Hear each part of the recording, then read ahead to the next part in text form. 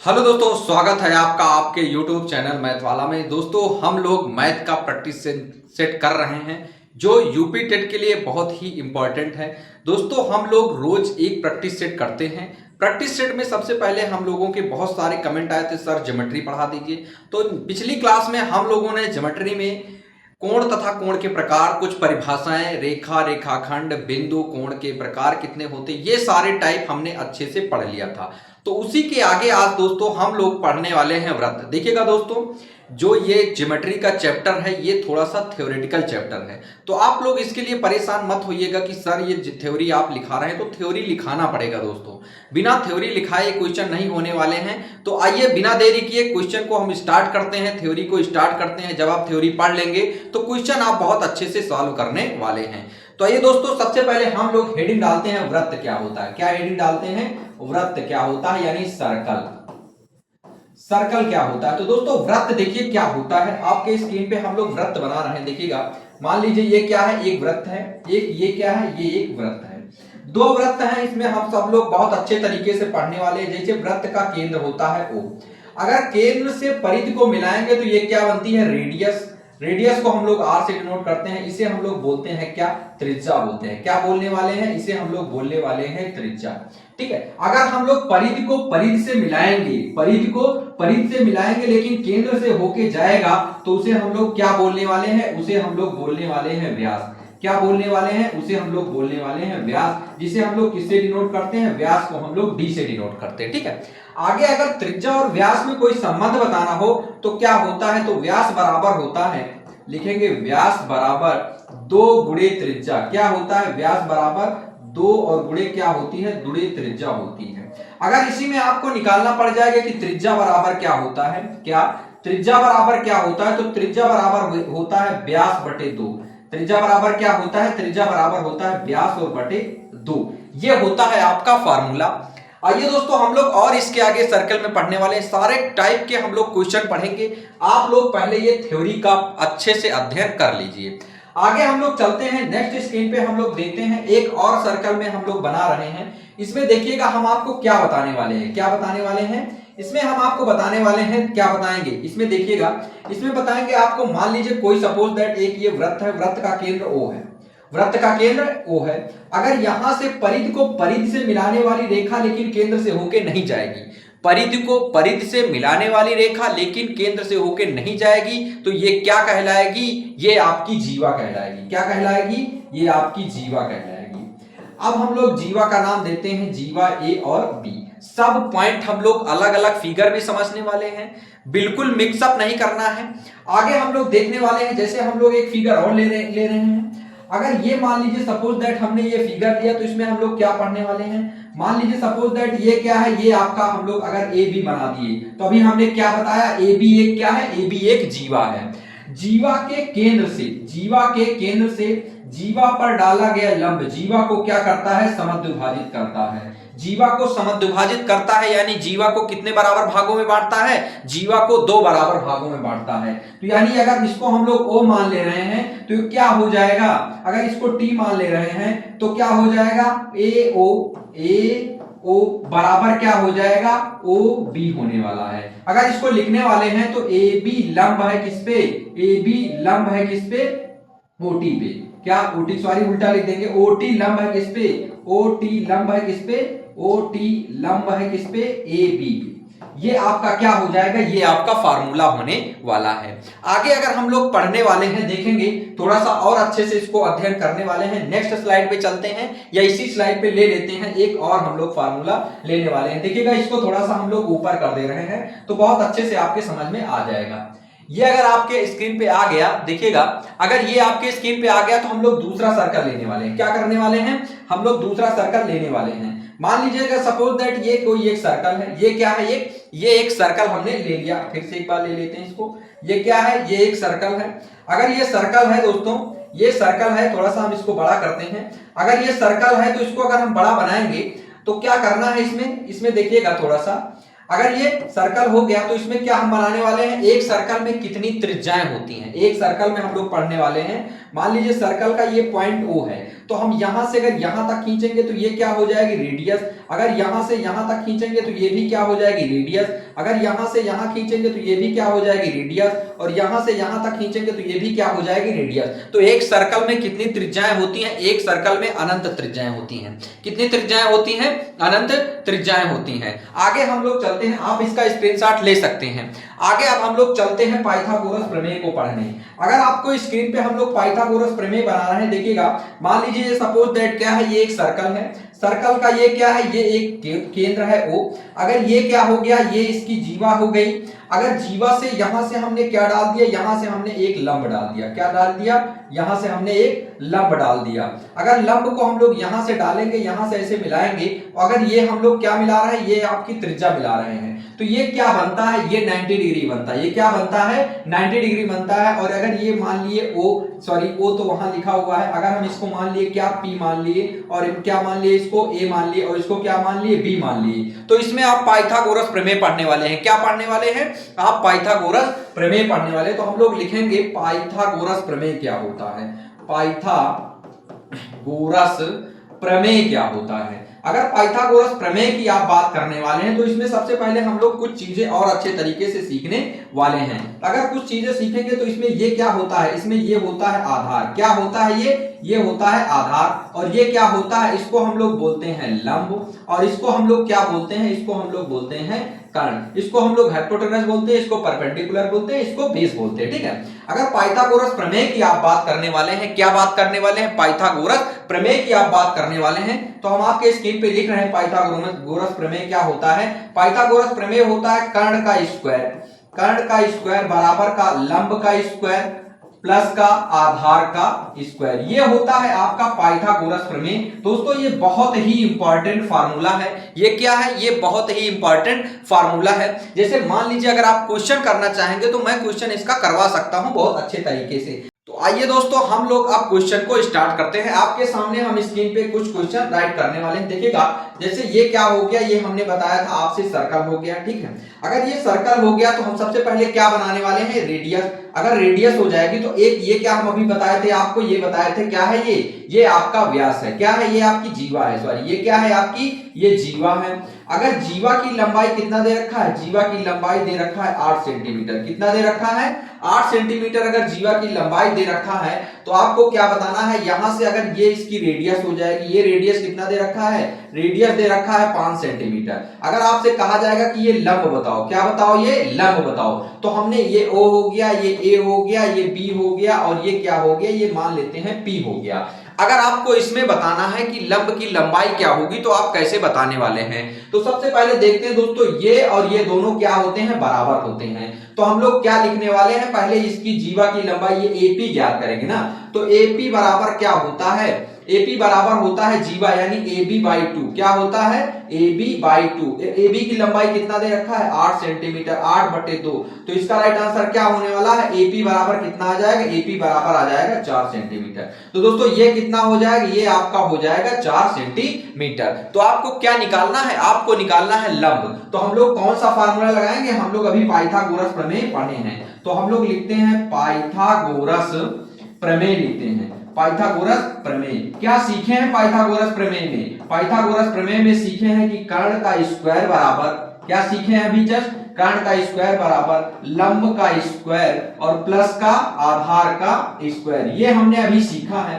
तो हम लोग वैल्यू पुट करने वाले हैं। देखिएगा ये क्या होता है, ये आपका लंब है ना, तो कर्ण का स्क्वायर, कर्ण का मतलब क्या करेंगे, 5 सेंटीमीटर का हम लोग होल स्क्वायर करने वाले, बराबर लंब का स्क्वायर यानी OP हमको निकालना है, तो OP का स्क्वायर और प्लस का आधार का मतलब कितना दे रखा है, AP 4 सेंटीमीटर। तो हम लोग लिखने वाले हैं 4 का स्क्वायर। अब 5 का स्क्वायर करेंगे कितना आ जाएगा, 25 बराबर का OP का स्क्वायर करेंगे और प्लस का 4 का स्क्वायर 16, इधर आ जाएगा 16 क्या हो जाएगा माइनस का, तो आ जाएगा 25 माइनस का 16 बराबर का क्या हो जाएगा, OP का स्क्वायर। अगर इधर से स्क्वायर हटाएंगे तो क्या आ जाएगा, इधर रूट, इसको माइनस करेंगे तो 9 और रूट आ जाएगा, तो OP बराबर कितना आ जाएगा, ओपी बराबर आ जाएगा 3 सेंटीमीटर। तो यही आपका राइट आंसर होने वाला है। तो हमने क्या सीखा इसमें, हमने सीखा अगर पाइथागोरस प्रमेय आपको लगाना है तो कैसे पाइथागोरस प्रमेय को आप सॉल्व करने वाले हैं। तो हमने बहुत अच्छे तरीके से इसका रिवीजन आपको करवा दिया। हमने पहले क्या बताया, इसका फार्मूला बताया और अब इसका एक हमने क्वेश्चन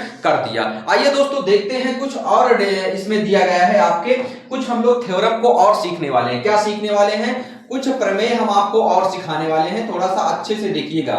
जैसे मान लीजिए सपोज दैट कोई एक सर्कल दिया गया है, क्या दिया गया है, एक सर्कल दिया गया है, ठीक है। अगर ये सर्कल दिया गया है तो इसमें कुछ हम लोग राइट कर रहे हैं, देखिएगा जैसे ये हम लोग राइट कर रहे हैं, मान लीजिए एक ये रेखा हो गई, क्या हो गई, एक ये रेखा हो गई, दूसरी रेखा ये हो गई, ये क्या हो जाएगा, इसको हम मान लेते हैं AB हो गया, और ये क्या मान लेते हैं, इसको मान लेते हैं CD हो गया, और बीच का मिड पॉइंट कितना दे रखा है, P दे रखा है। तो इसमें कौन सा फार्मूला लगता है, तो फार्मूले की अगर आप बात करने वाले हैं तो इसमें कौन सा फार्मूला लगेगा, अगर फार्मूला लगाएंगे तो कौन सा लग जाएगा, देखते हैं AP क्या होता है, AP और गुणे क्या होता है BP, यानी अगर ये लाइन उठाएंगे तो पूरी ये लाइन को लिख देंगे जितने पार्ट में ये डिवाइड है, तो PB और बराबर क्या होता है CP, C और P और गुणे का PD, क्या हो जाएगा P और D। तो ये क्या होता है, ये आपका एक फार्मूला होता है, ठीक है। आगे हम लोग चलते हैं, देखते हैं नेक्स्ट और एक हम लोग इसी में प्रमेय पढ़ने वाले हैं। देखिएगा आपके स्क्रीन पे हम एक प्रमेय और लिखने वाले हैं।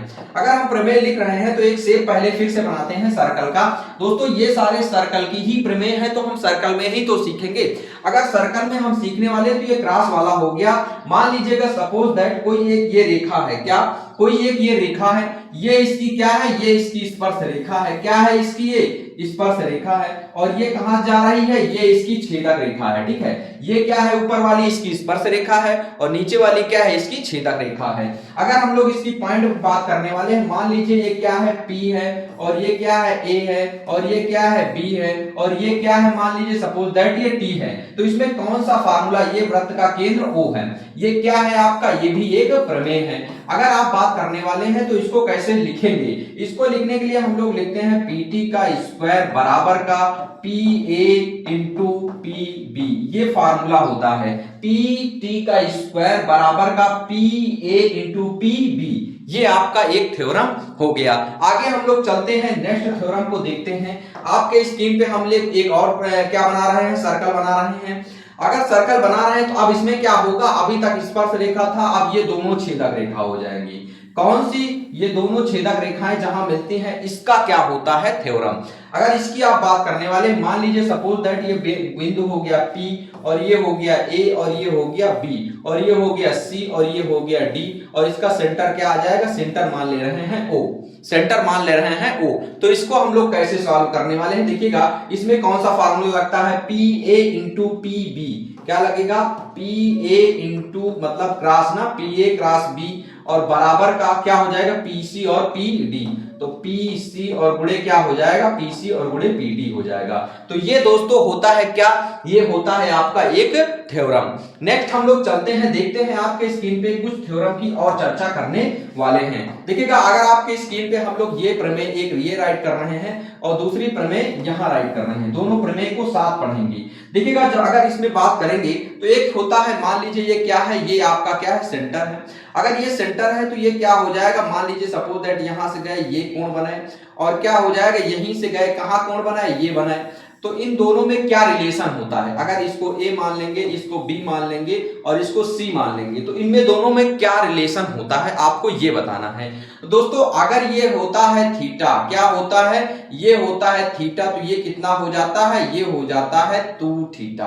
आपको समझ गए। अगर ये 20 दिया है तो नीचे वाला कितना हो जाएगा, 40। अगर आप क्वेश्चन करना चाहेंगे तो ये, अगर आप क्वेश्चन करना चाहेंगे तो ये हम आपके जस्ट नीचे इसके क्वेश्चन लिखे दे रहे हैं। मान लीजिए सपोज दैट ये कोई हम लोग क्वेश्चन राइट कर रहे हैं, ठीक है। अगर क्वेश्चन बात किए, ये दे रखा है कितना, ये दे रखा है, मान लीजिए सपोज दैट ये दे रखा है 50। अगर ये 50 दे रखा है तो इसका जस्ट डबल कितना होता है, ये होता है, तो ये कितना हो जाएगा, ये आपका 100 हो जाएगा, यानी A हो जाएगा, O हो जाएगा और B हो जाएगा, C हो जाएगा। तो ये क्या है आपकी, ये हम लोग लिखने वाले हैं प्रमेय, और इसके जस्ट नीचे क्या लिखने वाले हैं, इसके जस्ट नीचे हम लोग लिखने वाले हैं क्वेश्चन को, ठीक है। अगर आप बात करने वाले हैं इसमें सर कौन सी प्रमेय बताने वाले हैं, तो थोड़ा अच्छे से देखिएगा। इसमें हम लोग प्रमेय बताने, मान लीजिए ये क्या है, इसका ये एक क्या है, O है। अब अगर बात करते हैं हम लोग, ये मान लीजिए सपोज दैट ये आ गया कितना, ये हम लोग यहां से यहां बना रहे हैं, ठीक है। अगर इसी में हम लोग बनाना चाहेंगे तो चक्री चतुर्भुज हम लोग बनाना चाहते हैं। क्या बनाना चाहते हैं? चक्री चतुर्भुज हम लोग बनाना चाहते हैं। तो अगर ये बन जाएगा तो ये क्या हो जाएगा, ये तो ये क्या हो जाएगा, मान लीजिए सपोज दैट ये ए हो गया, ये बी हो गया, ये सी हो गया और ये डी हो गया। अगर आपसे ये एंगल दे दिया जाए, ये एंगल दे दिया जाएगा तो आपको से पूछा जाएगा ये एंगल बताओ, कौन सा एंगल बताओ, बी बताओ। तो इसको आप कैसे सॉल्व करने वाले हैं, देखिएगा दोस्तों, क्या है ए बी सी डी, क्या है एक चक्री चतुर्भुज, ए बी सी और डी क्या है, एक चक्रीय चतुर्भुज है। एक क्या है, एक चक्रीय चतुर्भुज है। अगर आप चक्रीय चतुर्भुज की बात करेंगे तो चक्रीय चतुर्भुज है। चक्रीय चतुर्भुज किसे कहते हैं? ऐसा चतुर्भुज, ऐसा चतुर्भुज जिसके केंद्र क्या होते हैं, परिधि पर स्थित होते हैं। ऐसा चतुर्भुज जिसके चारों केंद्र कहां स्थित होते हैं, परिधि पे स्थित होते हैं, उसे हम लोग क्या बोलते हैं, उसे हम लोग बोलते हैं चक्रीय चतुर्भुज। अगर ये प्रमेय है तो इसमें चक्रीय चतुर्भुज में पूछा क्या जाएगा, अगर ये मान लीजिए क्या है, ये मान लीजिए ये और ये चक्रीय चतुर्भुज का मतलब क्या होता है, एंगल डी और प्लस का एंगल बी बराबर कितना होता है, 180 डिग्री होगा। और एंगल ए और प्लस का एंगल सी बराबर कितना हो जाएगा, 180 डिग्री। चक्रीय चतुर्भुज के सम्मुख कोणों का योगफल 180 अंश होता है। चक्रीय चतुर्भुज के सम्मुख कोणों का योगफल कितना होता है, 180 अंश होता है। आगे हम लोग चलते हैं, इसी में देखते हैं आप लोगों को हम स्पर्श रेखाएं बताए दे रहे हैं। क्या बताए दे रहे हैं, स्पर्श रेखाएं बताए दे रहे हैं। दोस्तों ये चैप्टर बहुत ही इंपॉर्टेंट है, वृत्त से ही संबंधित है। तो स्पर्श रेखाएं बहुत अच्छे तरीके से हम आपको समझाने वाले हैं। आपसे हम फिगर बनाएंगे और क्या करने वाले हैं, फटाक से उसमें हम आप लोग आंसर लिखिएगा। देखिएगा फिगर कैसे हम लोग बनाने वाले हैं। जैसे हम लोग लिखते हैं प्रमेय नंबर फर्स्ट, क्या लिखने हैं, प्रमेय नंबर फर्स्ट। इसमें बहुत सारी कंडीशन होती है तो हम लोग इसको आसानी से पढ़ने वाले हैं। अगर प्रमेय नंबर फर्स्ट है तो हम इसको कैसे लिखेंगे, जब दो वृत्त एक दूसरे को, जब दो वृत्त एक दूसरे को वाह्यतः स्पर्श नहीं करते हैं, एक दूसरे को वाह्यतः स्पर्श नहीं करते हैं, स्पर्श नहीं करते हैं, तब कितनी स्पर्श रेखाएं खींची जा सकती हैं, आपको ये बताना है, ठीक है। तो हम आपको स्पर्श रेखा खींच के बताए दे रहे हैं। मान लीजिए ये कोई एक सर्कल हो गया, एक कौन सा सर्कल हो गया, ये सर्कल हो गया। सर दूर दूर क्यों बनाए हैं, क्योंकि क्वेश्चन क्या कह रहा है ऊपर, जब दो वृत्त एक दूसरे को स्पर्श नहीं करते हैं, तो स्पर्श नहीं करवाना है। अगर इसमें आप फिगर बनाना चाहेंगे तो क्या बनाने वाले हैं, एक ये स्पर्श रेखा हो गई, एक कौन सी स्पर्श रेखा हो गई, ये स्पर्श रेखा, दूसरी कौन सी स्पर्श रेखा हो जाएगी, ये हो जाएगी, और तीसरी कौन सी हो जाएगी, ये वाली हो जाएगी, और चौथी कौन सी हो जाएगी, ये वाली हो जाएगी। तो टोटल कितनी स्पर्श रेखाएं खींची जा सकती हैं, आप काउंट कर लीजिए और उसी के अकॉर्डिंग आप बता दीजिए। तो ये एक हो गया, और ये दो हो गया, और ये क्या हो गया, ये तीन हो गया, और ये क्या हो गया, ये चार हो जाएगा। तो इसका राइट आंसर क्या होने वाला है, इसका राइट आंसर होने वाला है 4। क्या होने वाला है, इसका राइट आंसर होने वाला है 4। आगे हम लोग चलते हैं, नेक्स्ट आपके स्क्रीन पे डालते हैं प्रमेय नंबर 2 क्या होता है। दोस्तों ये सारे क्वेश्चन आपसे पूछे जाते हैं, क्या किए जाते हैं, पूछे जाते हैं। लिखेंगे जब दो वृत्त एक दूसरे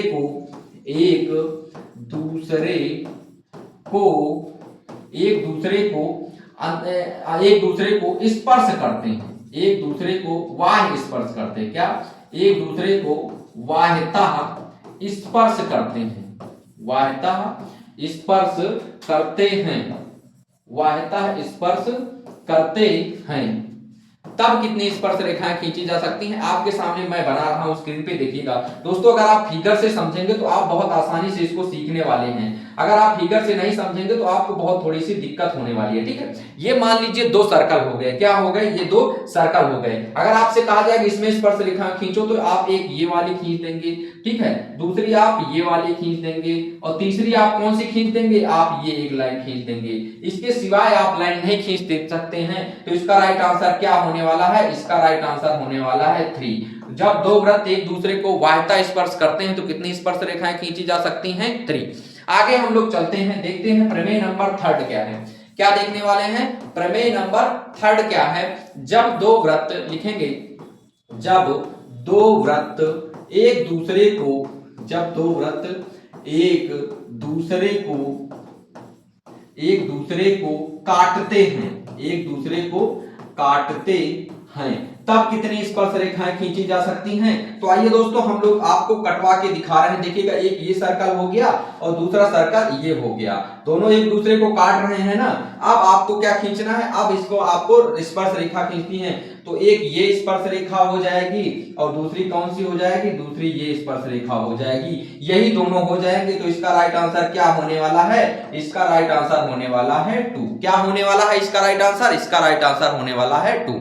आगे हम लोग चलते हैं, नेक्स्ट देखते हैं। प्रमेय नंबर 4 आपके स्क्रीन पे हम लोग लिखने वाले हैं। प्रमेय नंबर 4 लिखने वाले हैं। लिखेंगे जब दो वृत्त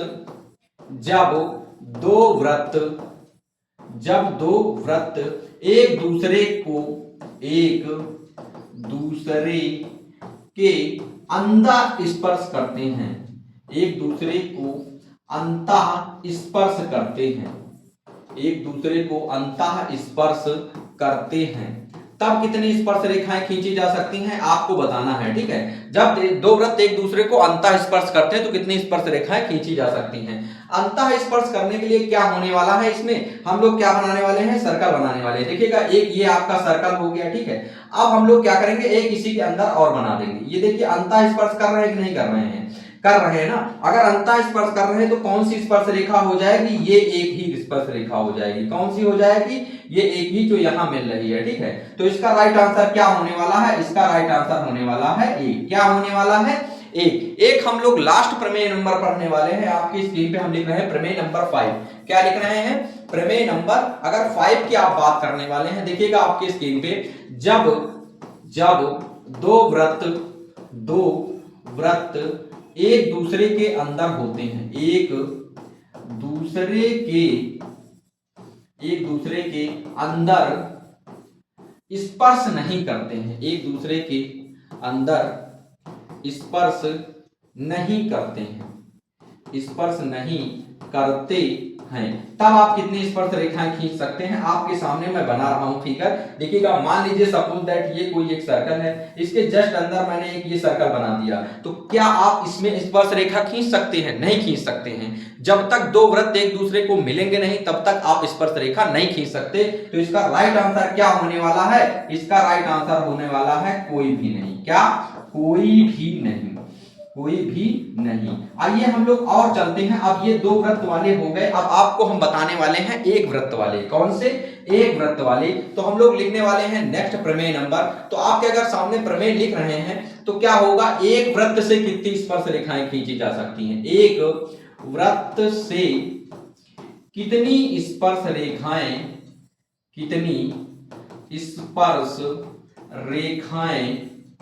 खींची जा सकती हैं? रेखाएं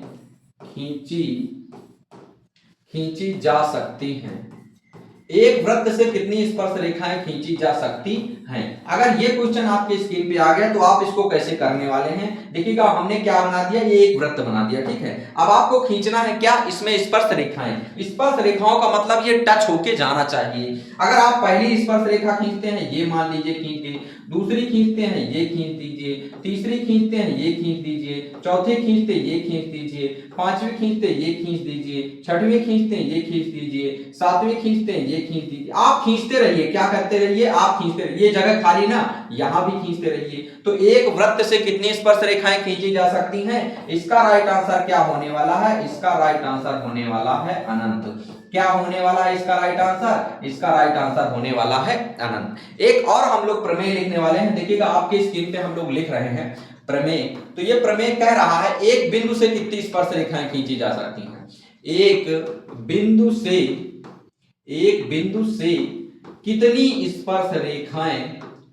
कितनी स्पर्श रेखाएं खींची जा सकती हैं? रेखाएं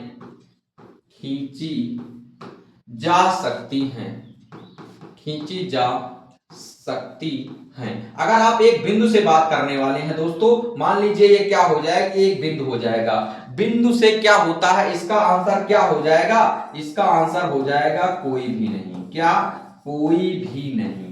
अगर आप बिंदु से स्पर्श रेखा खींचेंगे तो बिंदु से स्पर्श रेखा नहीं खींची जा सकती है, बिंदु से स्पर्श रेखा नहीं खींची जा सकती। स्पर्श रेखा के लिए वृत्त का होना कंपलसरी है। अगर आपसे और कोई क्वेश्चन अगर प्रमेय में पूछा जाएगा तो हम आपको एक दो प्रमेय और लिखने वाले हैं, बहुत अच्छी अच्छी प्रमेय है दोस्तों। ये प्रमेय जो मैं बता रहा हूं ये आपको याद ही करना पड़ेगा। अगर आप 2-4 बार इसको पढ़ेंगे तो आप बहुत आसानी से इसको सीख सकते हैं। अगर आप सोचे कि मैं ऐसे ही पढ़ लूंगा, ऐसे नहीं एग्जाम पास होने वाला दोस्तों। आपसे पूछ लेगा एक बिंदु से कितनी स्पर्श रेखाएं खींची जा सकती, आपने कभी सुना ही नहीं। जब आप सुने ही नहीं रहेंगे तो उस क्वेश्चन का आंसर कैसे देने वाले हैं। तो क्वेश्चन का आंसर देने के लिए आपको पढ़ना पड़ेगा, आपको मेहनत करना पड़ेगा, तब आपके आने वाले हैं 30 में 30 नंबर। ठीक है, आगे हम लोग करने वाले हैं, ये प्रमेय दिया गया है जैसे आपकी स्क्रीन पे कह रहे हैं कि क्या हम करने वाले हैं, दो बिंदु से कितने वृत्त खींचे जा सकते हैं। दो बिंदु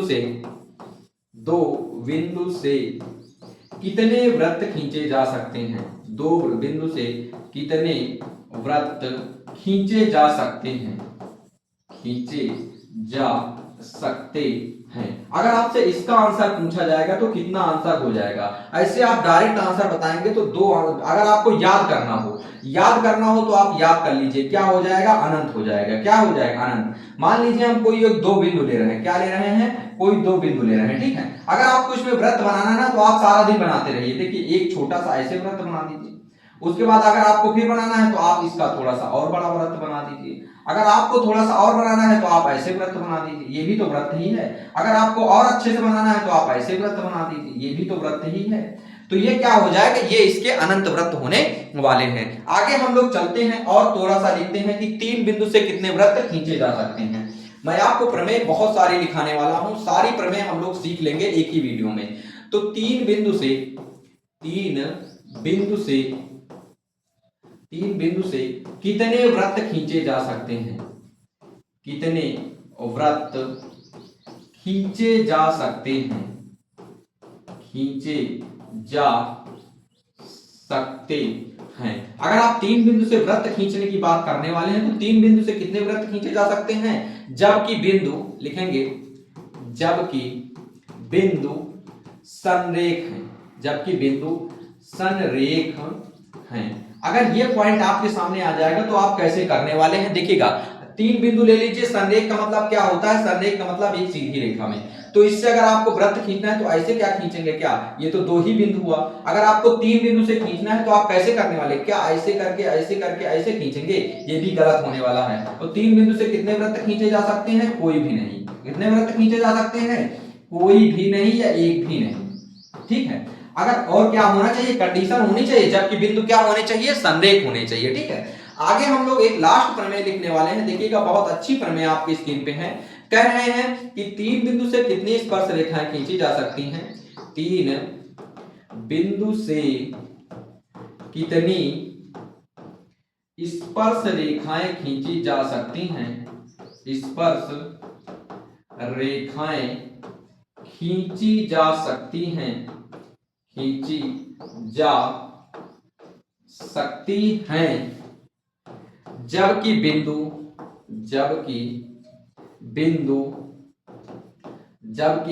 असंरेख है, जबकि बिंदु असंरेख है। असंरेख का मतलब क्या होता है, असंरेख का मतलब एक सीधी रेखा में नहीं है। तो ये क्या करेंगे, हम लोग कर देंगे और इसमें क्या लेना है, इसमें तीन बिंदु लेना है। असंरेख का मतलब तीन बिंदु हम लोग कहीं मान सकते हैं। तो कितने वृत्त खींचे जा सकते हैं, ये अगर तीन बिंदु लेना है तो तीन बिंदु से खाली और खाली। इसका राइट आंसर क्या होने वाला है, इसका राइट आंसर होने वाला है एक। कितने वृत्त खींचे जा सकते हैं, केवल और केवल एक वृत्त खींचा जा सकता है। तो दोस्तों ये थी आपको स्पर्श रेखा, वृत्त और वृत्त से संबंधित सारी घटनाएं। दोस्तों ये वीडियो था ओनली फॉर ओनली वृत्त के लिए। वृत्त से अगर क्वेश्चन आता है तो इससे बाहर नहीं जाने वाला है, मैं ये गारंटी ले सकता हूं। तो दोस्तों ये वीडियो आपको कैसी लगी कमेंट बॉक्स में कमेंट करके बताइएगा। अगर आपने पीछे वाली वीडियो इकाई-कांक हो गया, संख्याएं हो गया, अनुपात समानुपात हो गया, गुणनखंडों की संख्या हो गया, ये सारी वीडियो नहीं देखे हैं तो आप जाइए प्लेलिस्ट में और देखिए सारी वीडियो और पढ़ते रहिए दोस्तों और नंबर लाते रहिए। बहुत अच्छा हमको स्कोर करना है। मिलते हैं दोस्तों नेक्स्ट वीडियो में। आज की क्लास यहीं तक। जय हिंद दोस्तों, थैंक यू।